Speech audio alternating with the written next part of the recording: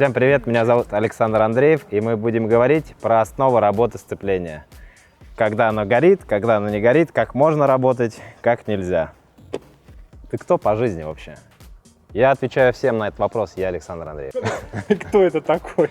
Александр Андреев – это просто человек с планеты Земля, и он ездит на мотоцикле. А сколько он ездит? Ну, большую часть жизни. То есть 2 года. Но за эти 2 года я понял, что в принципе сцеплением, как им работать? Как работать с сцеплением? Вот вы знаете? Ну как, выжимаешь, врубаешь передачу, отпускаешь и поехал на заднем. Нет, ну подожди. Я купил мотоцикл. Какое заднее колесо? Мне надо понять, как им работать. Мне в свое время объясняли, что с сцеплением нельзя работать долго, то есть нельзя буксовать дисками, открывать газ, работать буксовать нельзя, потому что диски сцепления горят. Да, то есть мне надо побыстрее отпустить и поехать. Еще и полностью отпустить, да? Нет, ну конечно. Нет, не полностью. Когда ты работаешь с сцеплением, надо его беречь. Да? То есть нельзя дисками сцеплениями работать наполовину. То есть нельзя ручку сцепления держать наполовину. Это все знают, по-моему. Правильно? Иначе же что? Сгорит сцепление. Мне кажется, есть такая тема, что когда заводишь мотоцикл, бензин заканчивается. И когда нажимаешь на тормоз, то колодки тоже. И, кстати, когда вы садитесь на мотоцикл и ездите на нем, у него идет пробег. То есть через какое-то время он сломается. Ребята, не надо жить с такими мыслями. Если вы хотите ездить, получать удовольствие от жизни и правильно все делать, пользуйтесь. Знаете, говорят, что типа подвеска нужна для того, чтобы она работала. Тормоза нужны для того, чтобы они работали, а это просто расходный материал. В общем-то, как и мотоцикл, расходный материал. Поездил, следующий.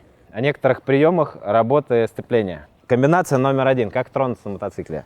Включили передачу, начинаем отпускать сцепление. Даже на холостых оборотах постепенно можно тронуться с места, правильно? Только сцепление, без газа. Это ну, если мотик номер 1. мощный. На любом мотоцикле. Хорошо. Можно помочь ногой толкнуть его. Но комбинация от этого не изменится здесь, да, то есть я буду отпускать потихонечку сцепление, он у меня будет потихонечку набирать скорость. Комбинация номер 2. Одновременно открывая газ, отпуская сцепление. Можно тронуться. Согласны, да? Есть такое. Комбинация номер 3. Сначала открывается газ, потом начинается работа с сцеплением. Вот именно про эту комбинацию я бы, наверное, сегодня побольше хотел поговорить, потому что она не имеет потолка никакого. У мотоцикла, у двигателей есть, в смысле, просто у двигателей есть полка крутящего момента. Но, предположим, на этом мотоцикле 10 тысяч оборотов – это красная зона. Красная зона прекращается при 8,5 тысячах оборотов. Соответственно, у него полка крутящего момента, предположим, от 2500 до 5-6 тысяч. Да? То есть вот полка крутящего момента от 2500 до 6 тысяч. Когда ты трогаешься с места комбинации номер 2, то есть открывая газ и сцепление одновременно, у тебя холостые обороты, чуть меньше косаря, да? Соответственно, когда ты начинаешь движение, у тебя нету полки крутящего момента, то есть ему будет тяжело тебя ускорить так, как ты мог бы сделать. То есть ты упираешься в некий потолок того я понял. двигателя, потому что нет у него мощности. Ты сначала открываешь газ и выбираешь момент у двигателя, который ты сейчас будешь передавать на заднее колесо. В этот момент происходит буксование дисков. То есть, когда диски сцепления не сразу сводятся, да, а постепенно. То есть, например, когда на драг-рейсинге машина ускоряется, видно, что у них чуть ли не до отечки крутится мотор, дальше они соединяют. Ведь они-то не с нуля ускоряются. Интересный момент, да? Есть один нюанс и миф о том, что сцепление быстро очень заканчивается после того, когда ты начинаешь пользоваться комбинацией номер 3. Кстати говоря, она еще очень удобная, потому что ты, когда сначала открываешь газ и работаешь сцеплением на короткие, допустим, моменты в пробке, еще где-то, потому что удобно. Если бы ты работал единовременно, открывая газ, он мог бы просто тупо глохнуть, что в принципе чаще всего и происходит. Люди глохнут. или жалуются на то, что, ой, я просто к байку не привык. Да нет, у тебя просто комбинация такая, которая тебе не позволяет, точнее, быстро привыкнуть к любому мотоциклу и имеет потолок. А комбинация номер 3 – это когда газ сначала и потом сцепление. У нее нет потолка, она до бесконечности может тобой шлифоваться, изучаться и так далее. Даже можно буксовать и ничего с ним не будет. Так она же горит, сука. Кто? Сцепление. Сука, она улетает.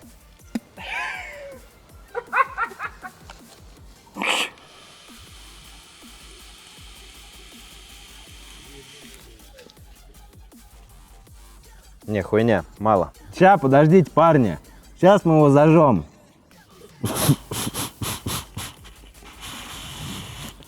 Горит, нет? Горит. Да нихуя оно не горит, блядь, а дымит оно. Вот горит оно, типа, да? Вот пойдем, блядь, со мной, пойдем нахуй. Иди сюда, я покажу, блядь, что значит горит нахуй. Встань сюда, встань.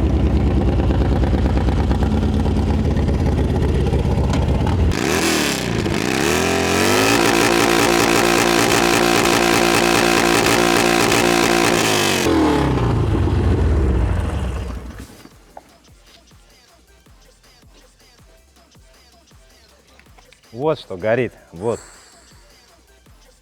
Блять, асфальт проточил, сука. Горит-то, блядь, покрышка, а не сцепление. А ты что думал? А я думал, я на практике знал. Но, оказывается, неправильно знал. К теме буксующего сцепления. Вот вчера, например, да, ты работал одновременно, отпуская сцепление и газ. Помнишь, да, какой потолок у тебя был в работе, например, трогание с места, на ускорение или просто работая импульсами, да, то есть когда ты просто пытаешься подправить ход мотоцикла на маленькой скорости. Вот после того, как мы вчера поработали на буксующий момент комбинации, когда ты сначала открываешь газ и потом работаешь сцеплением на короткий отрезок, насколько тебе стало удобнее? Можешь поделиться? Ощущения какие по комфорту управления мотикой? Слушай, так мягко стало, так стало приятно. Да, это как этот дергался, как девственник ну, с первой женщиной. А тут прям у меня как по маслу все пошло, как опытный. Ну реально, да? То есть попроще стало? Реально проще, реально. Ну все, тема урока закрыта. У сцепления, предположим, есть 6 граней. Что это такое? Минус 2, минус 1, 0. Единичка — это когда начинает срабатывать диски сцепления, когда они начинают буксовать и когда начинается тяга у мотоцикла. 0 — это когда они максимально маленькое расстояние имеют друг от друга, то есть они разведены. 1, 2, 3, 4. Здесь диски сцепления полностью сведены. Это просто свободный ход ручки. Когда ты работаешь с полного выжима и отпускаешь плюс-минус, конечно, запомнить можно, где у тебя происходит срабатывание, но у тебя уходит на это определенное время. И еще один момент и нюанс, то есть когда диски сцепления полностью разжаты, они имеют расстояние, предположим. И когда ты отпускаешь и хочешь ускориться, они имеют удар, да, то есть от того, что они друг от друга далеко находятся, они могут передавать удар на цепь и так далее. Вы будете чувствовать эти толчки. Если ты работаешь с нуля, да, согласен? Да, Есть это ай-яй-яй, это неправильно, когда вот толчки, это неправильно. Да, толчок вообще тема стрёмная. Соответственно, от нуля, когда работаешь, у тебя происходит плавнейшее соединение. То есть здесь выставили точность, дальше переходим к работе газа. Да, то есть как выставить здесь точность.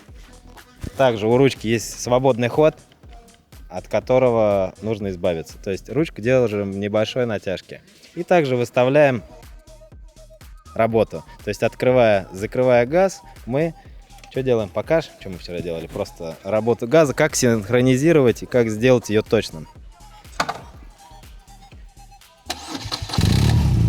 То есть сначала... Так и быть, покажу. Спасибо. Сначала волнообразный, да? То есть открываем, закрываем.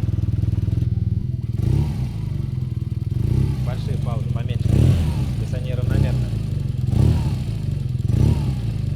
Да, вот сейчас мы видим, что Женя крутит его равномерно. То есть открывает, закрывает, открывает, закрывает.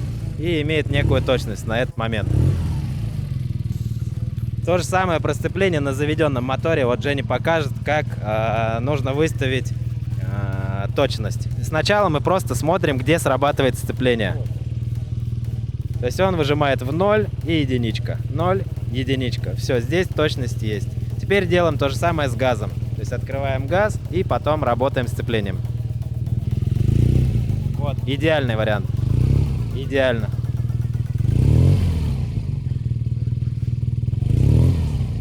Ну и то же самое мы делаем уже в движении. Давай еще в движении посмотрим.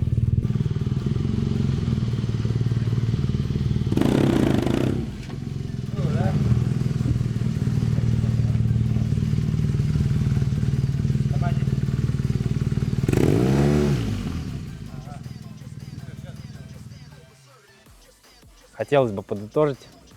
И еще будут темы также на сцепление. Дальше можно будет поговорить о том, как и где можно еще применить эту комбинацию, а именно открытие газа и работа с сцеплением. Всем спасибо, все свободны.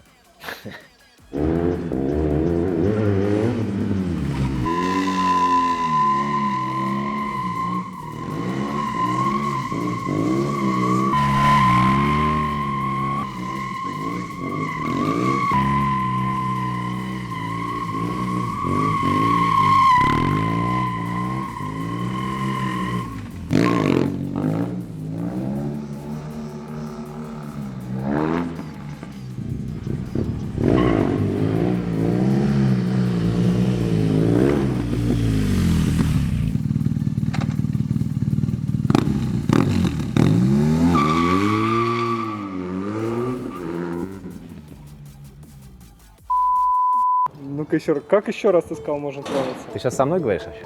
Да, Точно? да. Ладно. Всем привет, меня зовут Александр Андреев.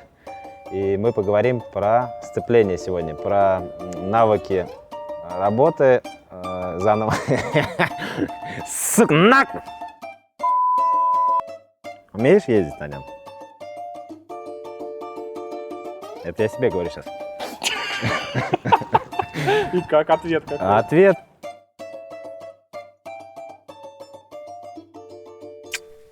Я не знаю. Вот оно здесь. Ну, какое-то ебло, как будто темное. Ну ладно.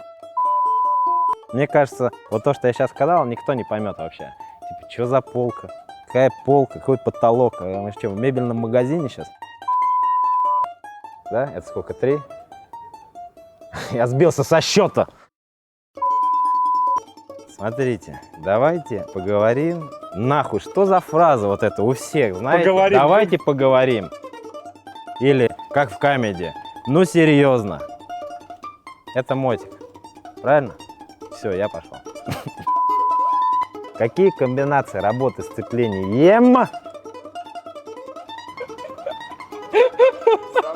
вы знаете, а?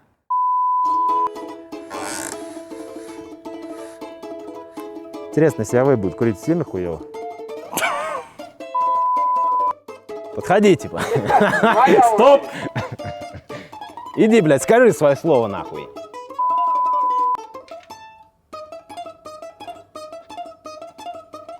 А почему не сигареты, а вейп? Потому что колесо буду бернаутить.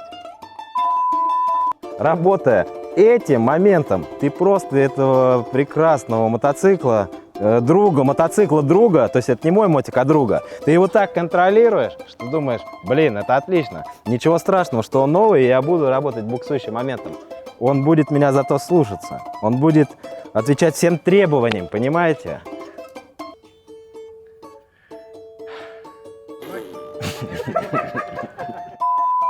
А? Давай рассказывай. Давай еще раз нахуй, блядь. Ребята, по поводу буксующего момента, пользуйтесь на здоровье. Тема вообще реальная. Это, я бы сказал, даже Да это находка.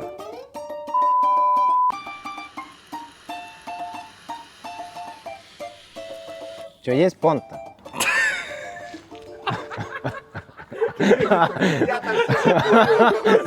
Сидит какой-то мужик с жопой на камеру. Он нюхает.